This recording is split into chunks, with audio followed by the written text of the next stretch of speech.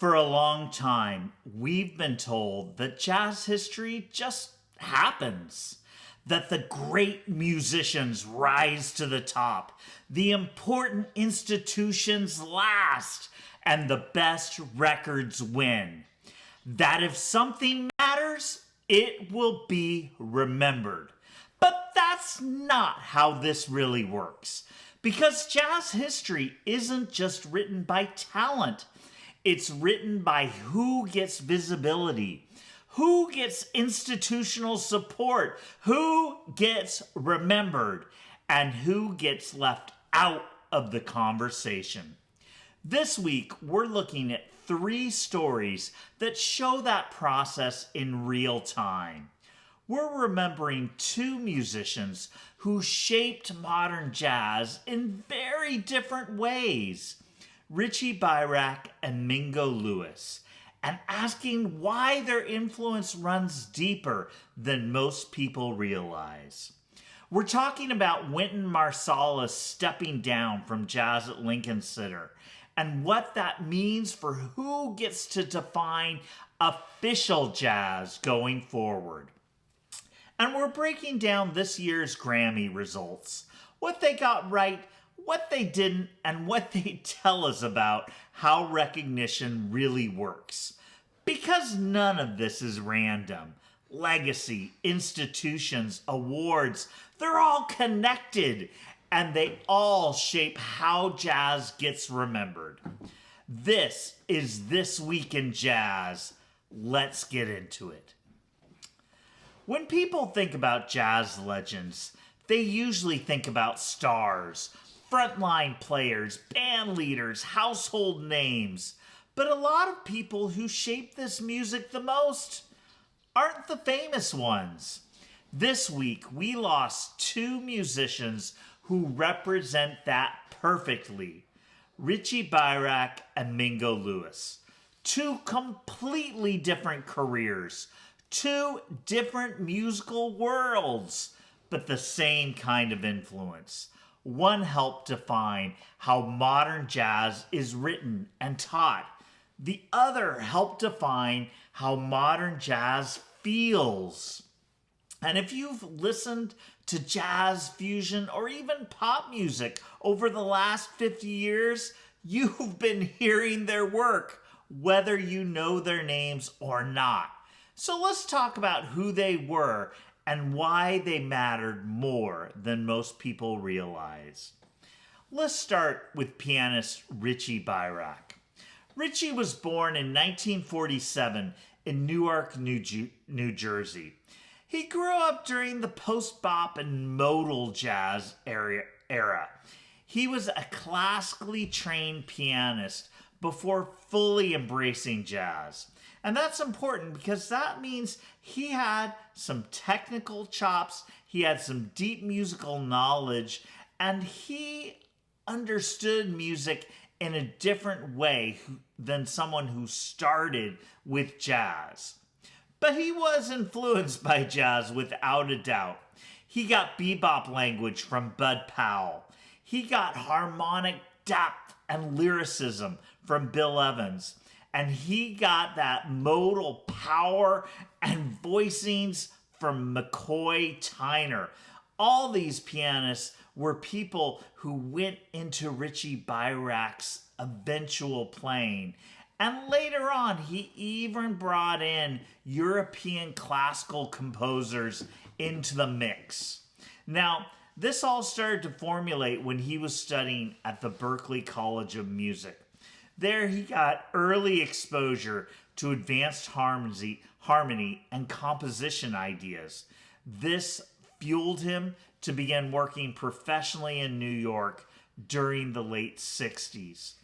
Now, this is an important point because he came up at a time when you were expected to master bebop and think compositionally and be willing to take some risks. Maybe play with funk and fusion a little bit. Maybe explore free jazz just a little bit. A very exciting time that shaped the musician he would be. Now, After he started work in New York, he got a gig with Stan Getz in the early 70s. This was an important time in Getz's career because he was coming off of the bossa nova craze that he helped fuel, and Getz was looking to modernize his sound. Richie Beirach certainly did that, and he was joined by some other folks that were fully capable, like Dave Holland, Jack DeJohnette. It was quite a group, and this grabbed the attention of someone who would become a very, very important collaborator of Richie Beirach's, and that was saxophonist Dave Liebman. Now, Beirach became a part of Liebman's group called Lookout Farm. It was a very, very interesting group. If you've never heard the 1974 recording Lookout Farm, it is worth a listen. It is so inspiring because Liebman was coming off of his work with Miles Davis in Miles's funky era. So you hear some of those ideals of fusion, but you hear so much freedom, so much kind of influence of classical music, and everyone has a command of that bop language. So there's all these pieces floating around in there that made Lookout Farm an incredibly interesting group. And we have to remember, this is an era where musicians are branching out. So you're not going to hear a bunch of standards on a Lookout Farm album. You're going to hear musicians composing original material and exploring original ideas. This was a laboratory for modern jazz, and Richie Beirach sat straight in the middle of it. Now, this, like I said, became a kind of starting point for this great collaboration between Beirach and Liebman. They both came out of this post-Coltrane language. They both understood modal jazz. They both were influenced by that Miles funky avant-garde scene, and they had both explored these avenues extensively. So they were a great combination. They worked together as a duo, but they also worked together with different folks like Elvin Jones, alumni of the Miles Davis Band. And through all this work, they started to realize that there was more there. They started to realize that composition was very important to the both of them. Exploration through music was very important to the both of them. And the highest musicianship was very important to the both of them. And they created this duo where they weren't just playing together. They were thinking together, creating together. It was very, very powerful. Liebman was an intense, searching saxophonist who had come right out of that Coltrane lineage. He brought emotion and spiritual urgency to the music through his playing both on tenor and soprano. Beirach was a harmonic architect. He created structure for Liebman to break down and go with. He created amazing compositions, and he was kind of that balancing point for the intensity that Liebman brought to the work. It was together, controlled intensity, deep lyricism, and long-form development. This was powerful stuff. And out of this, we not only got some great performances, but we got some incredible compositions. Because again, to the two of them, compositional approach was very important. So they regularly performed each other's compositions. They worked together to refine their ideas. And they treated these tunes as living documents. Out of this, we got some classic Richie Beirach tunes like Elm, Leaving, and Sunday Song, both songs that became modern jazz standards. Now, their artistic relationship lasted over the years through a series of duo recordings and also through a co-led group called Quest, which featured the two of them putting their ideas front and center with bassist Ron McClure and drummer Billy Hart.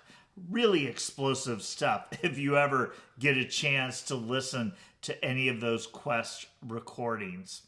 Now, both Liebman and Beirach became important educators that shaped modern jazz pedagogy through their kind of compositional approach and advanced harmonic ideas.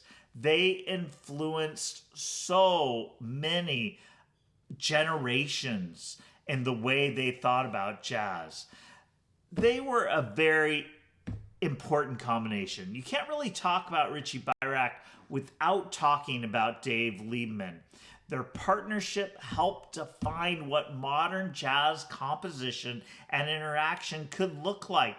One brought fire, one brought architecture, and together they built a language that's still being taught and played today. Important stuff. All along while this was happening, Richie Beirach also had a pretty influential career as a leader and solo artist. He recorded extensively for ECM Records. He was one of the people that created that ECM sound of big, spacious, lyrical music that was really kind of introspective. He had some great albums on the label: Eon, Hubris, Elm, really important stuff to check out. And, a lot of the songs off of that, again, became standards that we came back to. Later on in his career, Richie Beirach became a longtime faculty member at the Manhattan School of Music. He worked at conservatories in Germany and shaped so many pianists. He continued recording duo work, solo piano albums, collaborations with a lot of European jazz musicians, and shifted towards composition and interpretation. He is what we might want to think of as a bridge figure. Beirach was one of those connection points between bebop, post-bop, European ideas, freedom, fusion, academia. Not many musicians bring all of those into one place. Richie Beirach did that. And he did that without becoming the celebrity jazz figure. He was not a crossover star. He is not one of the big names that most people would speak of when they talk about jazz. But he was a musician's musician that created a career built on depth, not hype. Powerful, powerful musician. Now, this past week, we also lost someone who had a similar trajectory, but in a completely different way. And that was Mingo Lewis, an incredible percussionist who shaped the sound of fusion and Latin music in jazz. Now, he was born in 1953 in New York City, and he grew up hearing jazz, R&B, Latin, and world music side by side. He got this complete kind of widespread of music. His father was a blues musician that worked at the Cotton Club in New York, and his mother worked at Birdland. So Mingo grew up surrounded by music. And not just music, he was surrounded by jazz musicians. People like Thelonious Monk and Miles Davis would end up hanging out at his house. In fact, musicians would often end up at his house for jam sessions where a young Mingo Lewis would end up playing brushes on a snare to support the sessions. Now, this only multiplied. By age 12, he was studying under Max Roach. Okay, can you believe that? A 12-year-old studying with one of the most legendary drummers in jazz. And then also connecting with professional musicians like Pancho Morales and being mentored by percussionist Richard Blackwell, who really opened up Mingo's perspective by introducing him to artists like Potato Valdez, the great Cuban percussionist who was there in New York at the time, and Los Papines, the amazing Cuban percussion ensemble. So Mingo had all these things kind of floating around in his musical sphere while he was growing up. And he soon began working in New York in fusion settings and studio circles while he was still a teenager. In fact, when he was a teenager, he filled in for Santana's percussionist at Madison Square Garden. That's a major stage for a teenager. But people knew Mingo. He was known, even as a young person, as a versatile percussionist, a strong timekeeper, and a creative colorist who could really shape the music.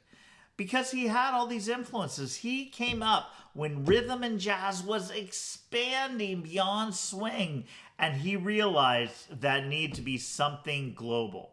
Now, starting in the 70s, he became a big part of that fusion ecosystem and became connected to a lot of musicians around Weather Report. So he was absorbing all the electronic textures, funk rhythms, and world music concepts that were coming out in that.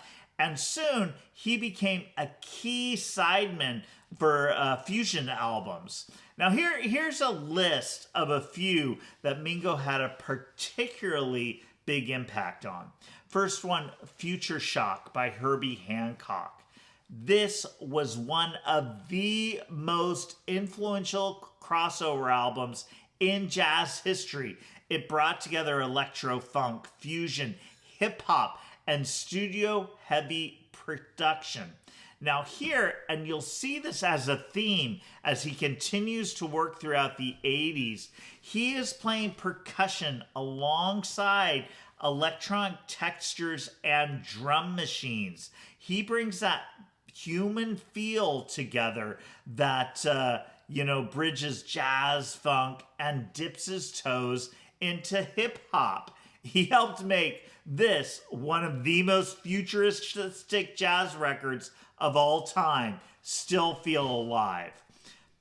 He continued working with Herbie for Sound System, which was kind of like a continuation of Future Shock, but even more intense.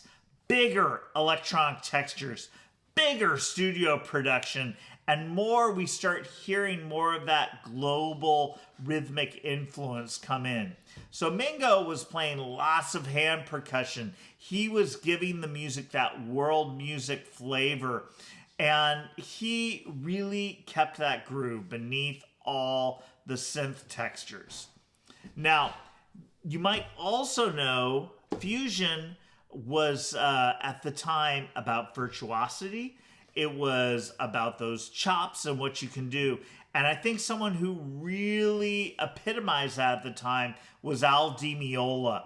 And Mingo played with Al Di Meola on some of his most important albums. He started things out in Scenario, where you've got all that virtuosity and complexity and the Latin undertones that Al Di Meola always had in his work. Now, Mingo was perfect for this because he had all of those chops from Afro-Cuban music and Latin styles, and he really supported Di Meola's polyrhythms with those sorts of Latin influences, and he turned that technical fusion into something that actually grooves.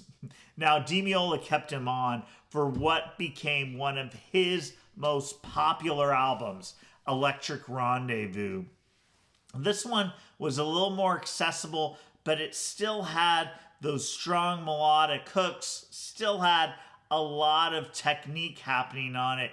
And Mingo became the glue of the sound, where he became the feel behind the virtuosity. He kept the music grounded. Mingo kept it feeling good and not stiff. But that's just the tip of the iceberg. Mingo became a big part of an album I bet so many of you have heard. I've heard this one a million times. Tutu from Miles Davis. Now, this is Miles in his 80s era where he's exploring popular music, electronic fusion, really digging deep into synths, programming, sequencers, and all sorts of those ideas. And Mingo became kind of the counterpoint to the drum machines. He added organic percussion layers. He brought the swing into those programmed contexts. He helped keep Miles' electronic era connected to human feel. That was a big part of the success of that album. Big reason why Miles kept him on for Mandala, which was kind of a continuation of his ideas that he was exploring in Tutu. Really polished, funky, and again, highly textured and programmed. And Mingo did the same thing. He brought that groove. He brought those rhythmic colors to the music. And I might argue that he made these late era Miles Davis albums sound more human, more exciting. All of this fusion was grounded in the 80s by Mingo Lewis, and that's important to notice right there. Now, Mingo's work didn't stop at jazz. Sometimes people forget, something they forget about Mingo is that the same rhythmic intelligence he brought to jazz and fusion made him incredibly valuable elsewhere, especially in pop and rock settings. Now, that meant that while he was working with Miles, with Al Di Meola, and all of the fusion artists, he was also working with artists like Madonna and Prince, where he brought this rhythmic depth to popular music. Really, this was very similar to what he was doing in Tutu, because now we're talking about very produced music, studio ideas coming into it, and he kind of kept that music feeling alive. That's why it didn't stop. He got jobs with people like the Rolling Stones because of his great adaptiveness to rhythmic structures. Because of that kind of elastic jazz time feel that he could bring to the music, because of his global rhythmic vocabulary that he could blend seamlessly into pop arrangements.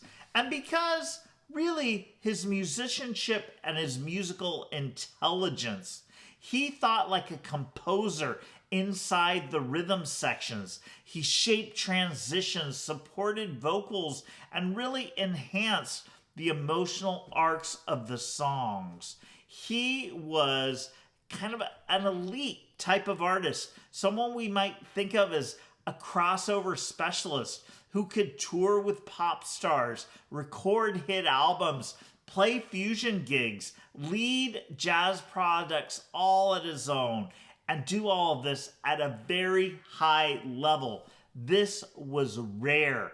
This is rare in musicians any time in history. To live in all of those ecosystems is not something anyone can do easily.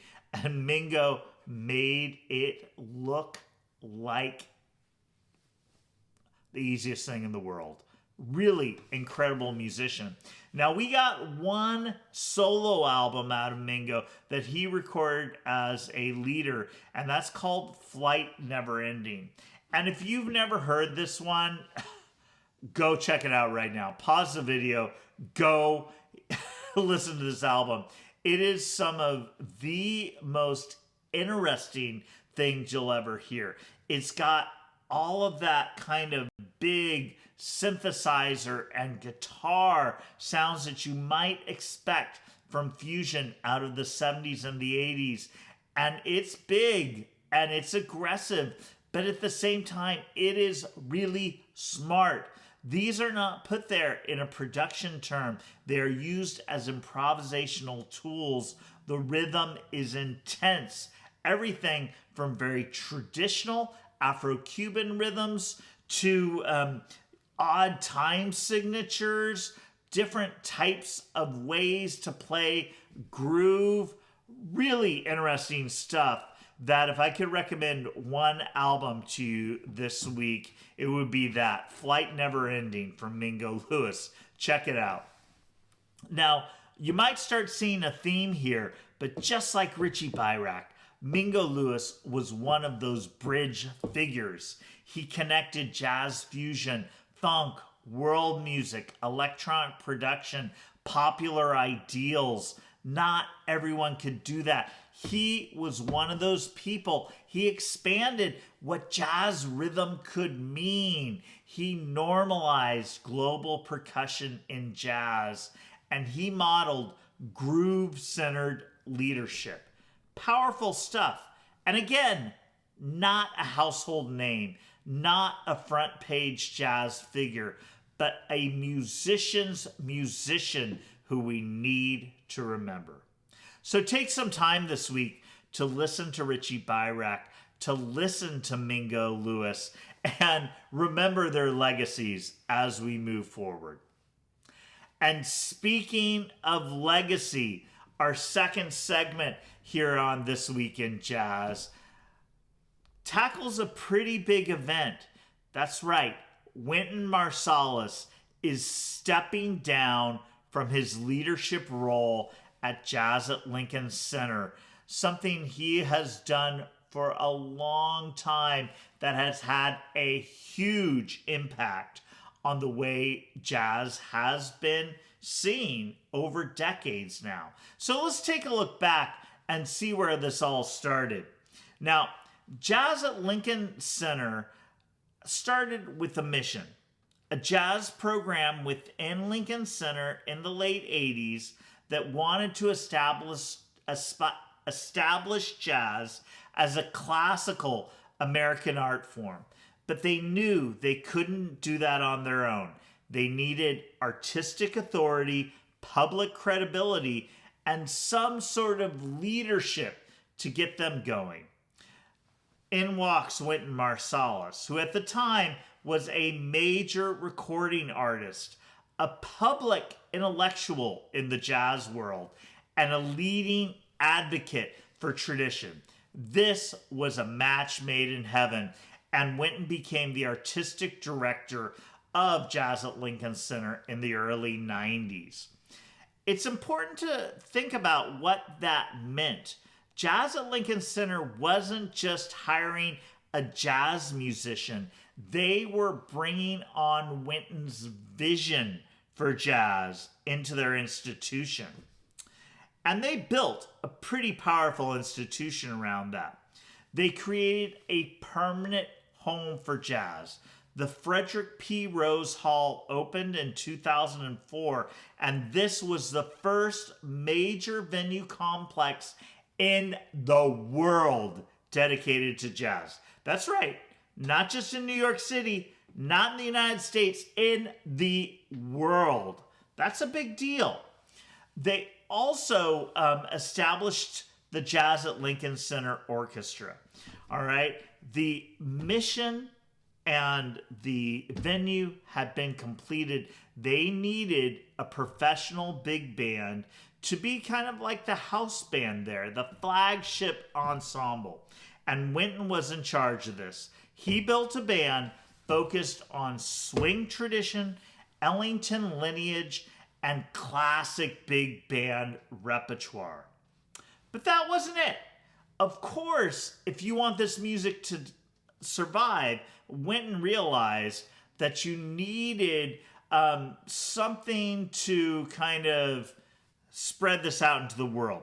So he created year-long concert seasons, touring programs, educational divisions, and broadcast and media arms.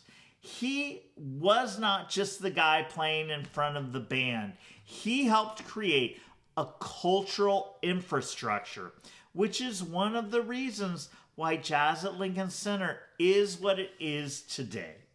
Now, right from the beginning, Marsalis emphasized swing, blues, acoustic instruments, historical continuity, and composer-performer lineage.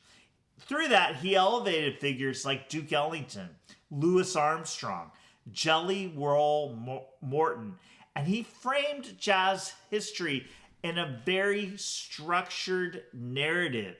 Now, which, history's not clean. History's often messy, but Marsalis presented it in a way that felt very linear, it felt very clear, and it felt like an established jazz canon. He treated the music like classical music. There were curated programs, themed concerts, historical surveys, institutionalized repertory performance. He gave jazz a museum, a conservatory, and a concert hall, all at the same time. And what's really important about that, he did this while creating a very clear picture of what jazz was, or at least what he believed jazz to be, in a way that the general public could look at and understand. Another major pillar of Jazz at Lincoln Center that Wynton created was the youth and student programs. He created programs like the Essentially Ellington Festival. He created youth orchestras, summer programs, school partnerships. He created structured jazz pedagogy with standardized approaches to swing, style, repertoire, and ensemble playing. And he created national and global reach. People were looking, still continue to, but we're really looking at Jazz at Lincoln Center for worldwide jazz education and institutional jazz programs. Now, Wynton did this largely through cultural authority and public influence. He had a media presence. You could see both Wynton and Jazz at Lincoln Center on PBS, in radio programs, through publications, through digital archives. For a while, Wynton was a cultural correspondent for CBS News. He was everywhere, and he was guiding the jazz narrative for so many years that people started to see Wynton Marsalis and Jazz at Lincoln Center as the spokespeople for jazz, the advisors to culture, and influencers in art policy. Throughout, the 80s through the early 2000s, you couldn't talk about jazz without talking about Wynton Marsalis. And most importantly, he really helped people see jazz as serious art, equivalent in people's minds to classical music, worthy of major funding, and central to American culture. And that's really important. You heard Wynton so many times call jazz America's classical music. And that was a very, very defined message that he wanted to put out there. Now, as Wynton did this, he got some critical response that I might say was warranted. Most people, well, not most people, but a lot of people at the time would argue that Jazz at Lincoln Center and via Wynton Marsalis privileged traditional styles, which meant they downplayed and sometimes almost ignored things like avant-garde, fusion, experimental jazz, while favoring earlier jazz. You'd hear things like jazz ended in 1959, which is ridiculous in my opinion, but you would hear things like that. There were lots of criticisms that Wynton was not representing all of what jazz is and all of what jazz could be. And such a major institution like Jazz at Lincoln Center was just amplifying that message. As a musician at that time, I remember being very frustrated by that and feeling that kind of pressure of what jazz was supposed to be. But Wynton maintained that tradition was the foundation and you couldn't have innovation without understanding that tradition, so you had to protect that history. In retrospect, as an older musician, I kind of understand that because I think too often we skip that step of really getting the grounding of the style before trying to break it into something new. You've got to understand the foundation before you can fly. So I kind of understand where Wynton was coming from, although I might have liked to have seen a little more experimentation. Maybe that's just me. Now, as we got into the 2010s and beyonds,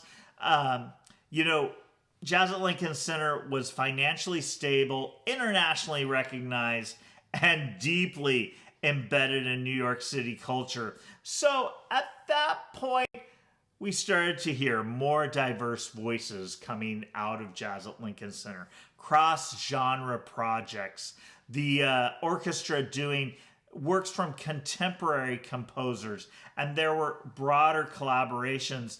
And I do have to give props. This was all through Wynton's leadership. He saw that opportunity and he went with it.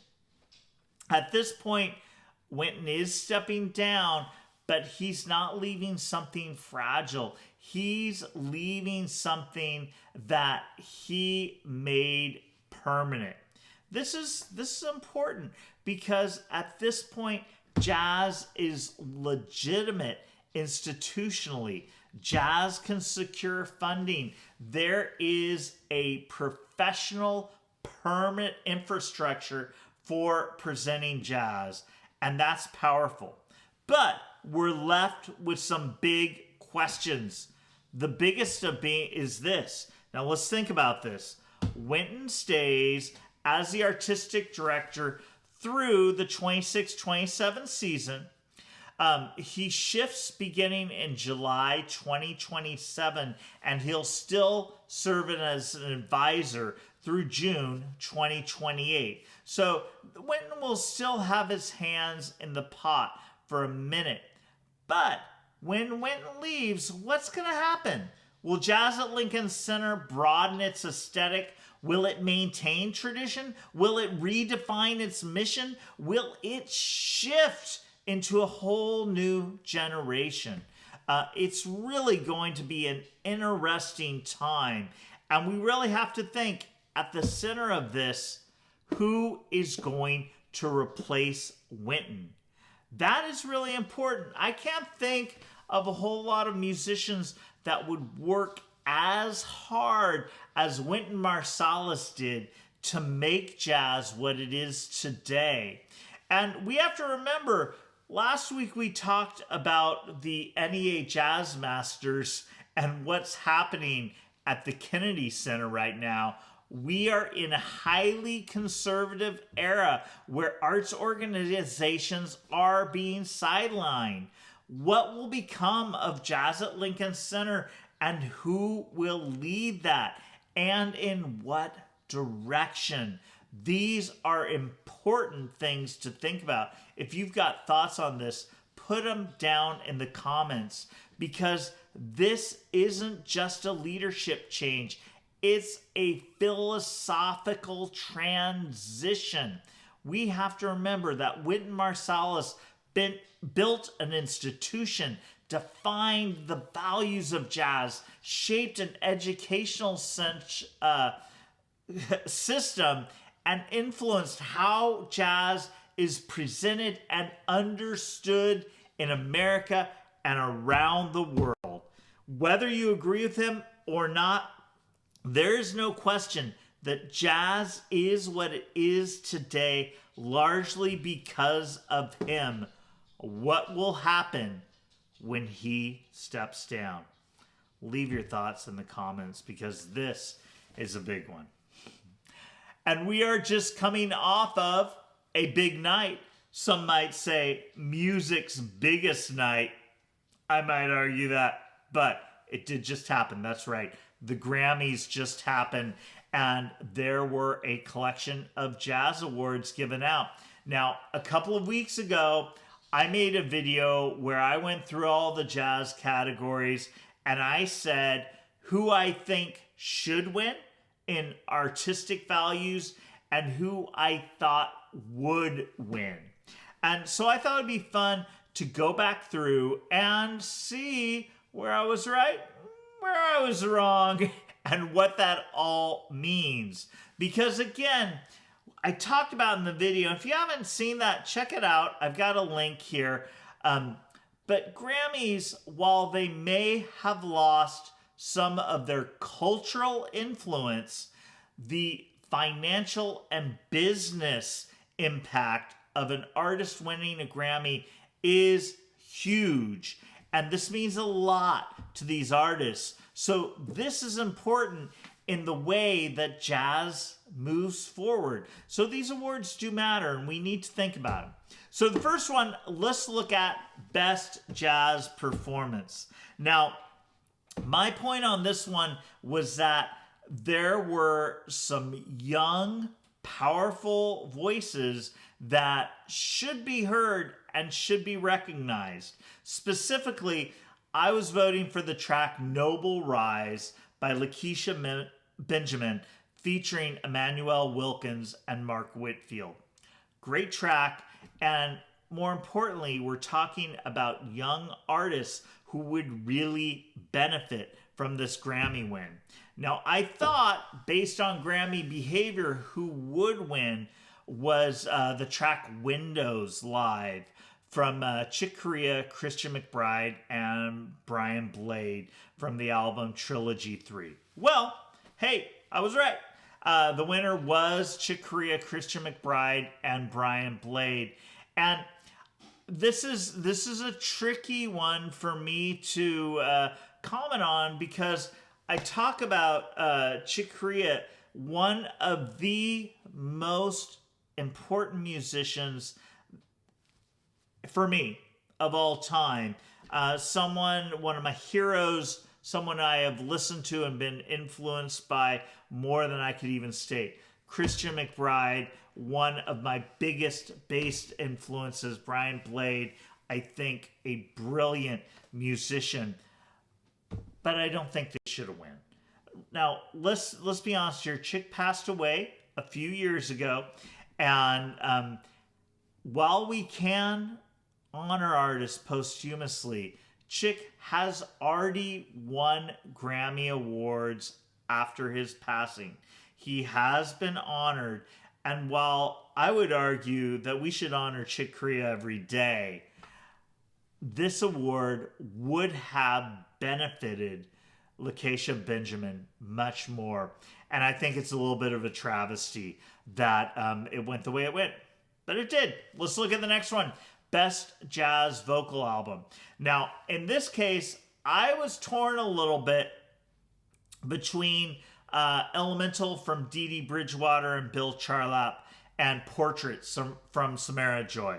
And eventually I came down to the fact that I thought Elemental from Dee Dee Bridgewater and Bill Charlap should win that. It just felt a little less produced, a little less structured, and a little more in the tradition. But I thought Portrait would win, and actually it did. And I have to say, that doesn't bother me a whole lot right there.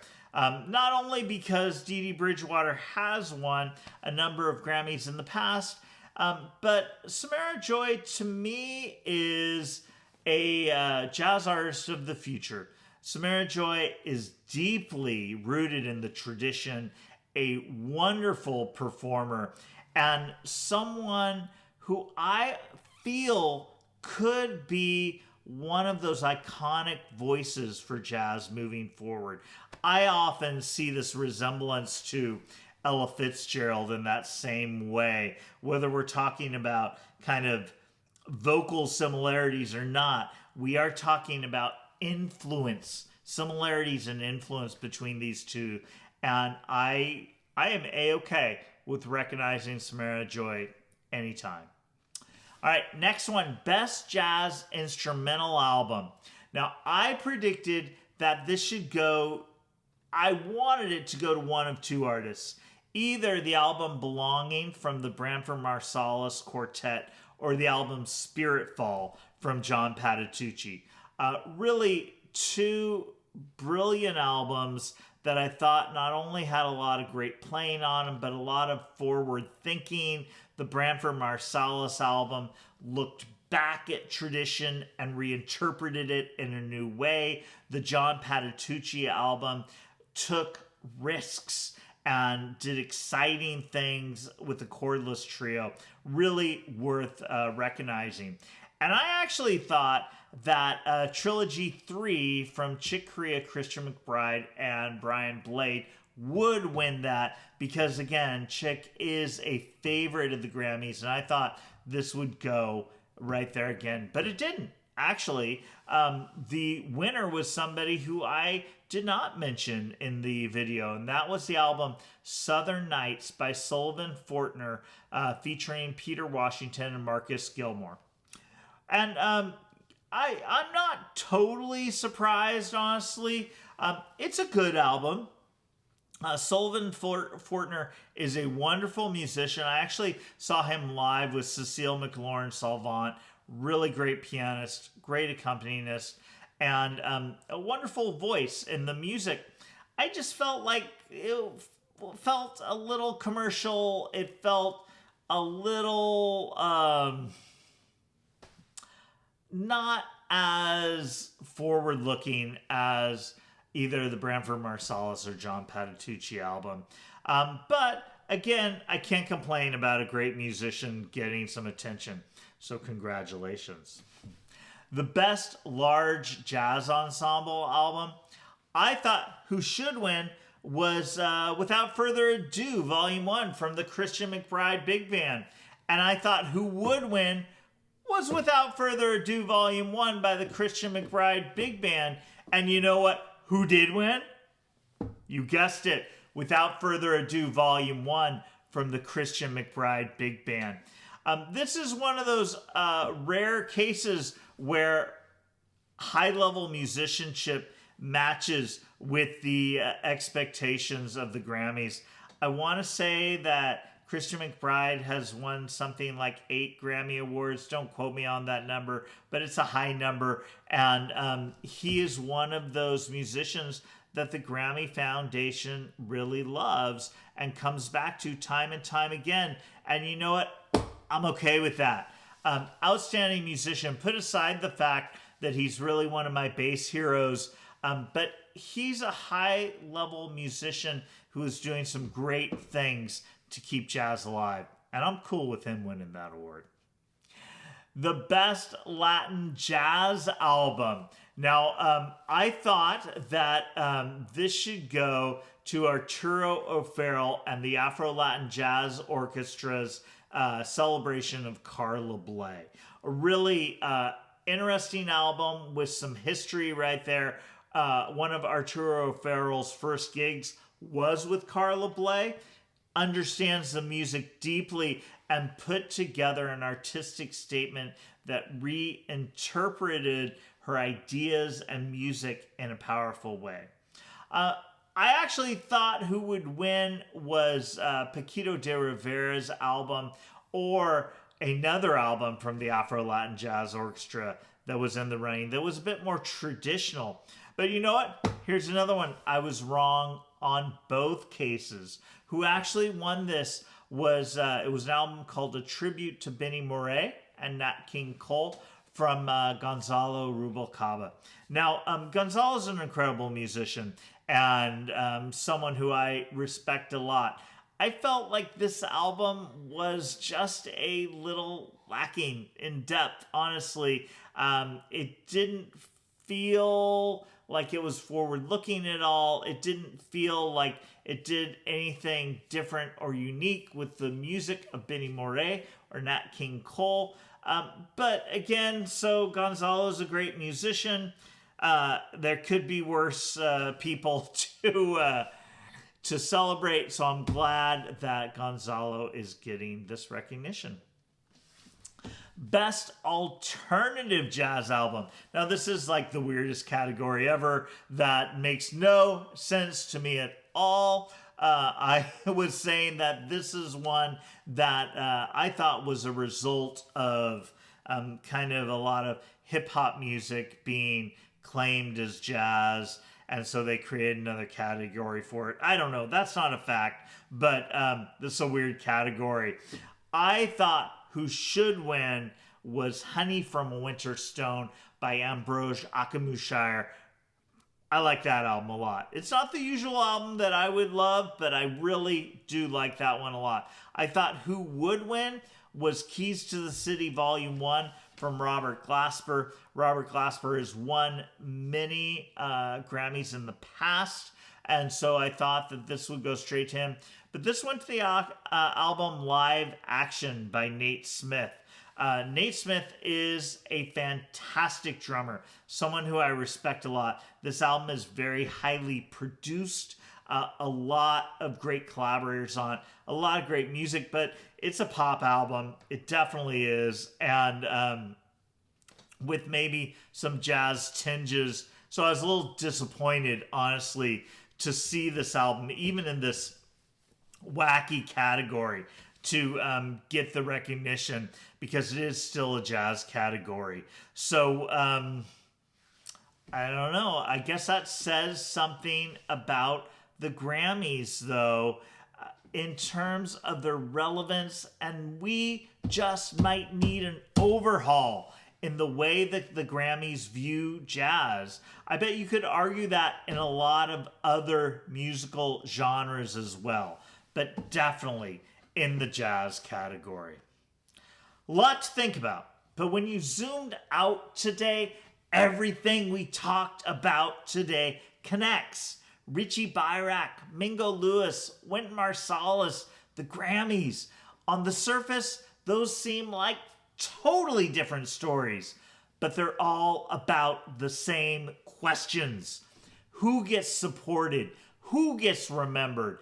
And who gets to define what matters in jazz? Beirach and Lewis show us how much of this music is built by people who never become celebrities. Wynton shows us what happens when one person's vision becomes an institution. And the Grammys show us how recognition gets filtered through popularity, history, and politics. None of that is good or bad by itself. It's just reality. Jazz doesn't exist in a vacuum. It lives inside systems. And if you care about this music, it's worth paying attention to how those systems work. Because the future of jazz isn't just about who plays the best notes. It's about who gets heard, who gets supported, and who gets written into that story. That's a lot to think about. I would love to hear from you. Which one of these stories stood out to you? What do you think Jazz at Lincoln Center should become, and who should lead them there? And were the Grammy results things you agreed with or didn't? Let me know down in the comments. And if you found this valuable, make sure you like the video and subscribe. It really does help us out. And I will see you next week on This Week in Jazz.